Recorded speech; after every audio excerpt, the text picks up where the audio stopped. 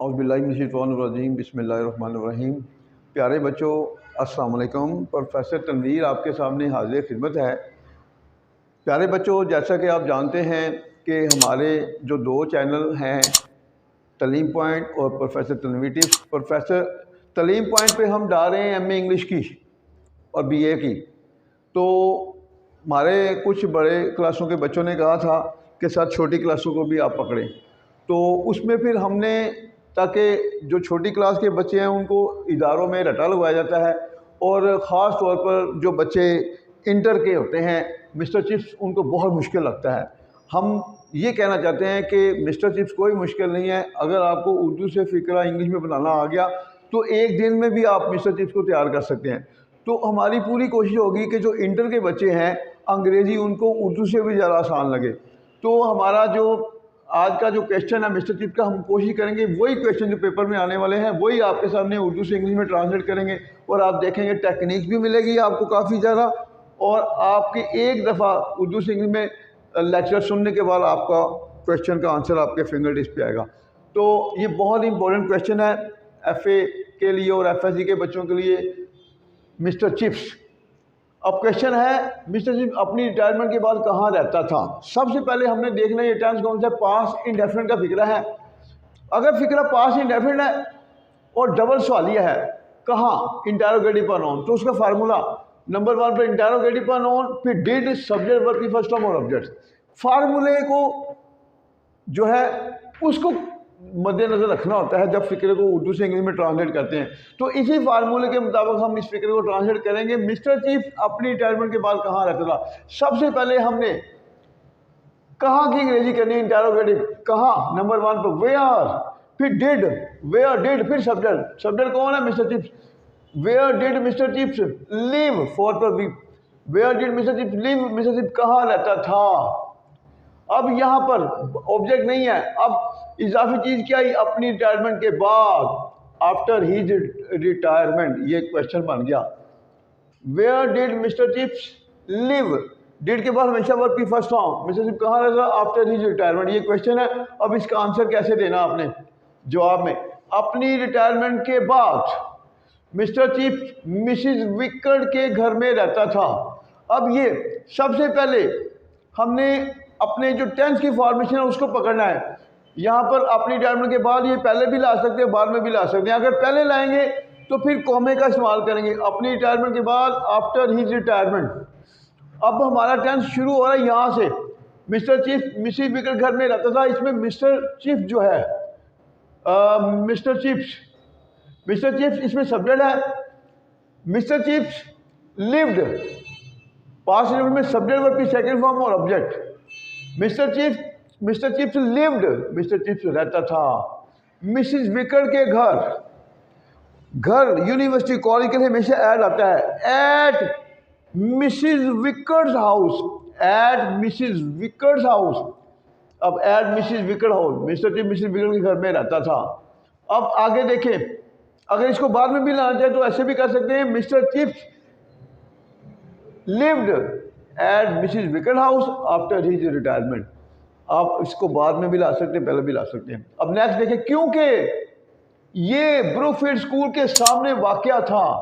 अब चलते हुए फिक्रे में क्योंकि आ जाए तो क्योंकि के लिए हम लगाते हैं या एज या बिकॉज, एज या बिकॉज, एज या बिकॉज का इस्तेमाल करेंगे।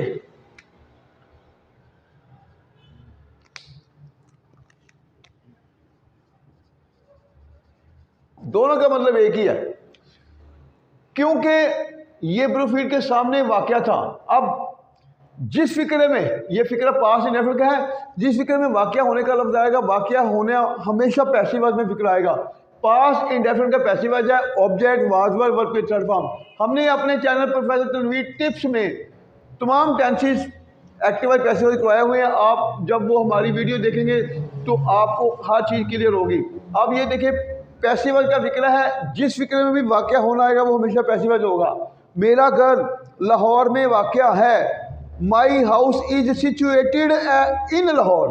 अगर शहर की बात हो रही तो इन, और शहर के बाद फिर जो उसके दूसरी जगह हैं उसके लिए हम ऐड यूज़ करेंगे।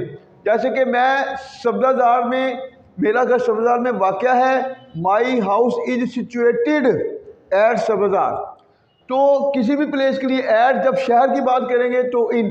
तो इसी तरह ये देखें, क्योंकि ये ब्रुकफील्ड स्कूल के सामने वाक़या था। अब ये कौन है स्कूल, तो स्कूल का प्रोनाउन क्या है, ये, और ये की नीचे होगी it. As it was situated, क्योंकि ये वाक़या था, एज इट वाज सिचुएटेड, क्योंकि ये वाक़या था ब्रुकफील्ड स्कूल के सामने। सामने के लिए हमेशा यूज करते हैं ऑपोजिट। ऑपोजिट के साथ हमेशा आएगी proposition to. As it was situated opposite to the Brookfield school. तो ये बन गया आपका मुकम्मल। अब आगे देखें, मजीद ये कि ब्रुकफील्ड के खेलने के मैदानों में सैर करना मिस्टर चिप्स के लिए बहुत आसान था। अब ये भी देखें, मजीद ये कि नीचे होगी मोर ओवर। अब ये लंबा फिक्र है, इसको कैसे पकड़ना हमने। अब ये के लिए से पहले जितनी भी चीज़ें उसको छोड़ दें, उसको आपने पहले नहीं छेड़ना। अब यहाँ से फिक्र चलेगा, बहुत आसान बात था, हमें बता रहा है माजी की बात हो रही है। अब ये जिस फिक्रे में माजी के जिस फिक्रे में वर्ब नहीं होगा, एक्शन नहीं होगा, वो सादा फिक्रा होगा। सादा फिक्रे का फार्मूला होता है सब्जेक्ट, पास के सादा फिक्रे का सब्जेक्ट, वाज वर्ब और ऑब्जेक्ट।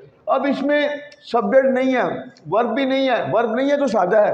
तो अब जिस फिक्रे में, सादा फिक्रे में सब्जेक्ट नहीं होगा तो उसका सब्जेक्ट हमेशा इट होता है।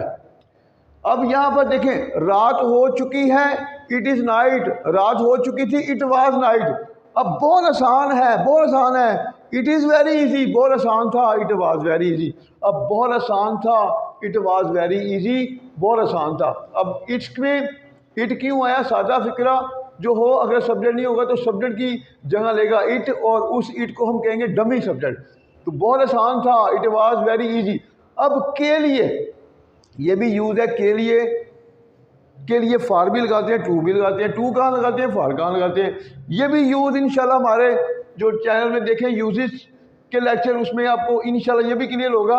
अगर केली से पहले ऑब्जेक्ट आ रहा है तो केली की इंग्लिश होगी फार, केली से पहले वर्ब आ रहा है तो केली की इंग्लिश होगी टू। अब यहाँ पर मिस्टर चिप्स चूँकि वर्ब नहीं है तो केली की इंग्लिश होगी फार। It was very easy for Mr Chips. Mr Chips के लिए बहुत आसान था। क्या था, पीछे को आते जाएं, जब तर्जमा करते हैं तो लेफ्ट से राइट की तरफ। अब पहले इसको किया, इट वाज वेरी इजी, बहुत आसान था। क्या, किसके लिए, मिस्टर चिप्स के लिए। It was very easy for Mr chips. क्या बहुत आसान था, सैर करना, सैर करना, वॉक। और जब वर्ब अपना पूरा मतलब दे तो उस वर्ब से पहले हम टू लगाते हैं। सैर करना, to walk. It was very easy for Mr Chip to walk. सैर, मिस्टर चिप के लिए सैर करना बहुत आसान था। कहाँ, ब्रुकफील्ड स्कूल के खेलने के मैदानों में, in the playing field of Brookfield, in the playing field of Brookfield. तो आपने देखा कि किस तरह हम फिक्र को ट्रांसलेट करते हैं। तो जैसे जैसे आपकी प्रैक्टिस होती जाएगी, आपके लिए किसी भी उर्दू के फिक्र को ट्रांसलेट करना इंग्लिश में कोई मुश्किल नहीं होगा। हमारी कोशिश है कि वोकैबुलरी भी आपके कंट्रोल में है और टेक्निक्स भी हैं। जब आपको ये टेक्निक्स मिल जाएंगी तो इन फ्यूचर आप बहुत अच्छे ट्रांसलेटर बनेंगे।